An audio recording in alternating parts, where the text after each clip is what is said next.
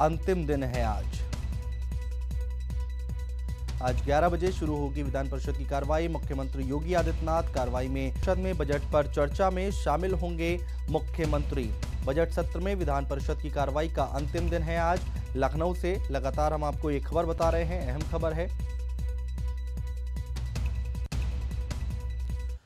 समायोजन रद्द से नाराज शिक्षा मित्रों ने गुरुवार को भी प्रदेश भर में अपना विरोध प्रदर्शन किया।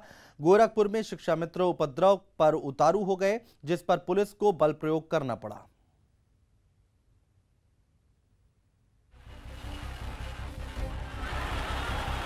अराजकता और गुंडागर्दी की ये तस्वीरें गोरखपुर शहर के पंथ पार्क की हैं।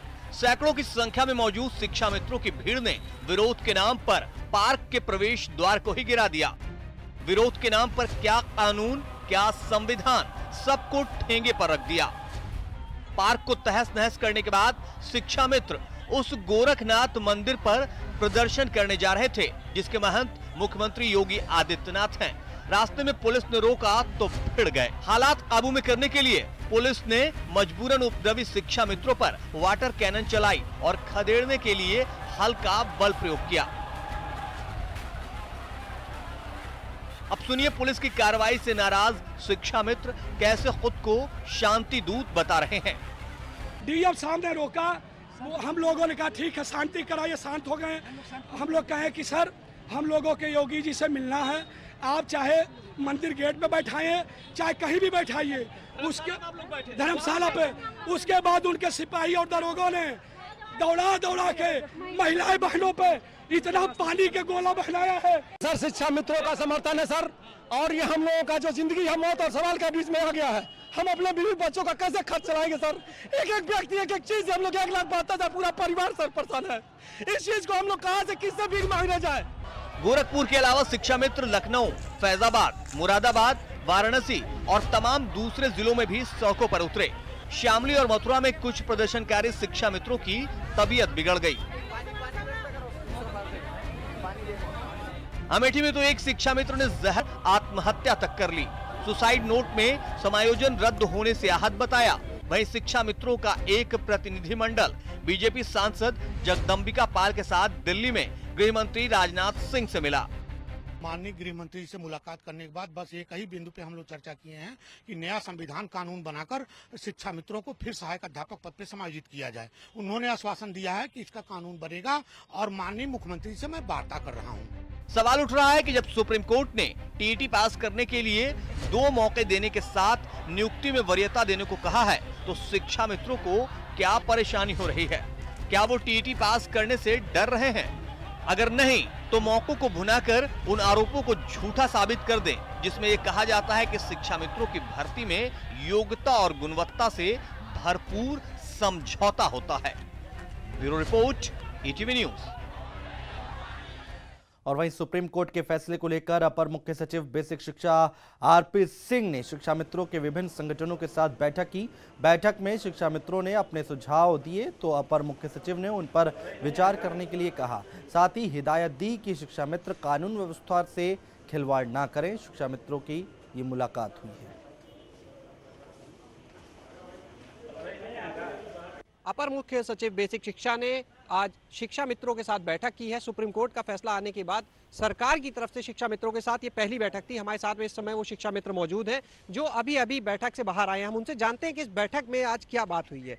ये बताइएगा, अभी अपर मुख्य सचिव से क्या वार्ता रही आप लोग? देखिए, आज जो प्रदेश में हो रहा है उस सारे बातों से हमने अधिकारियों को अवगत कराया गया है, और जो हमारे शिक्षा मित्रों में पीड़ा है, प्रदेश में जो उफाम की स्थिति बनी हुई है, उनको एक एक बिंदुवार करके हम लोग उनको अवगत कराए हैं और अपने सुझाव जो हो सकता है उनको दिया। उन्होंने ने भी कुछ सुझाव बताया है, लेकिन अभी उन्होंने ओपन करने के लिए मना किया है। कार्य रूप से वही देंगे। मुख्यमंत्री से बात हम लोग जो हो सकता है, हमने इनसे यही कहा है कि शिक्षा मित्रों को कहीं से भी आर्थिक रूप से नुकसान न हो, मान प्रतिष्ठा में नुकसान न हो, जिस तरह वो पढ़ा रहे हैं उनको पढ़ाने दिया जाए। और जो उनको सहायक अध्यापक की बात रही है, तो सहायक अध्यापक बनाने के लिए सरकार जो भी प्रयास करना हो वो प्रयास करे, चाहे केंद्र से कानून पास कराना हो और चाहे उनको कुछ और कराना हो, लेकिन हमें शिक्षक पद ही। फिलहाल क्या आश्वासन दिया गया आपको? उन्होंने हमारी बातों को नोट किया और उन्होंने कहा कि हम हर तक प्रयास कर रहे हैं कि आपकी मांगों को पूरा किया जाएगा, लेकिन वो मुख्यमंत्री से वार्ता करने के बाद ही बताएंगे।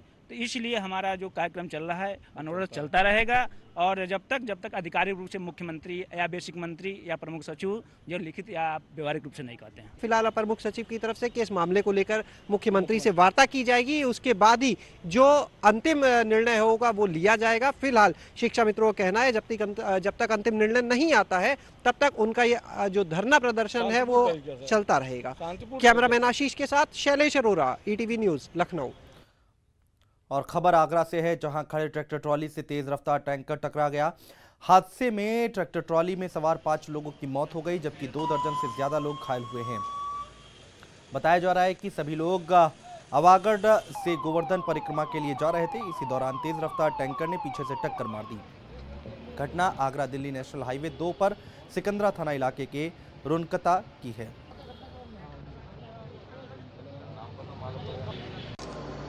चाय पीने के लिए ढाबा देख के चाय पीने के लिए ट्रैक्टर से लोग मुड़े, उसी बीच में एक दर्दनाक हादसा हो गया ट्रक से और ट्रैक्टर से, जिसमें अब तक 5 कैजुअलिटी हो चुकी हैं और ढेर सारे लोग, लगभग 3 दर्जन लोग घायल हो चुके हैं। उनको 3 और हॉस्पिटल्स में हम लोग रखे हैं, हर जगह समुचित इलाज चल रही है। यूपी कांग्रेस के सामने अब एक अदद ठिकाने का भी छिनने का संकट खड़ा हो गया है। राजधानी लखनऊ स्थित कांग्रेस के प्रदेश मुख्यालय को मनीष अग्रवाल नाम का एक व्यापारी अपनी पैतृक संपत्ति बता रहा है।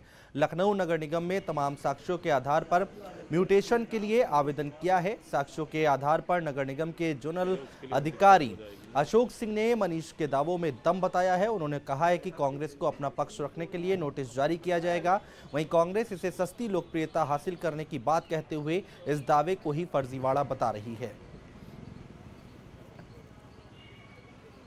हाँ, एक मनीष अग्रवाल नामक व्यक्ति ने क्लेम किया है और उसने साक्ष्य भी लगाया है। जो साक्ष्य जो है उसमें साक्ष्य के आधार पर नोटिस भेजनी होगी। क्या मामला है? पूरा मामला है कि 1986 के पूर्व रामस्वरूप अग्रवाल के नाम से नगर अभिलेखों में दर्ज था और 86 में आकर के केयर ऑफ श्रीमती मोहसिना किदवई के नाम से दर्ज हो गया। उसके बाद जो आगे चल करके केवल मोहसिना किदवई का नाम रह गया है और रामस्वरूप अग्रवाल का नाम हट गया।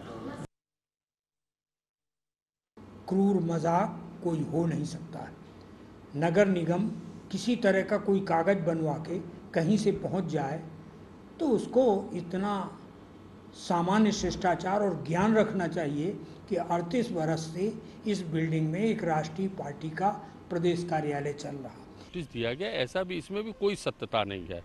और दूसरी बात यह है कि ये जनता पार्टी रिजीम में 78-79 में मोहसिना जी उत्तर प्रदेश कांग्रेस कमेटी की अध्यक्ष थी और उत्तर प्रदेश सरकार ने इस कोठी को नीलाम किया था। उस नीलामी में कांग्रेस पार्टी ने खरीदा था और इस तरह की बात कहना, सन 61 की चर्चा करना, हमको तो लगता है कि इसमें कोई दम नहीं, सिर्फ पब्लिसिटी स्टंट है।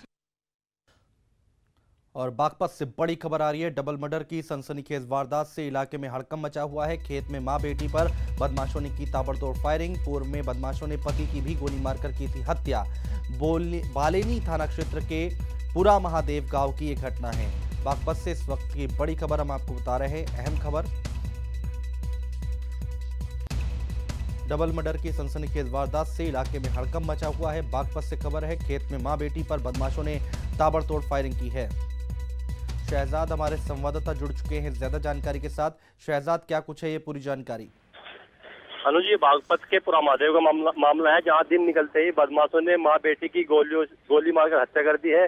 खेत में काम करने गई मां बेटी को बदमाशों ने ताबड़तोड़ गोलियां मारी है। लगभग दोनों को 8 से 10 गोलियां मारी गई हैं, जिससे दोनों की मौके पर मौत हो गई है। हत्या कर बदमाश फरार हो गए हैं। आपको बता दूं, इसी परिवार के जो है एक युवक की हत्या पहले भी हुई थी, पूर्व में भी हत्या हुई थी, उसकी भी गोली मारकर हत्या हुई थी।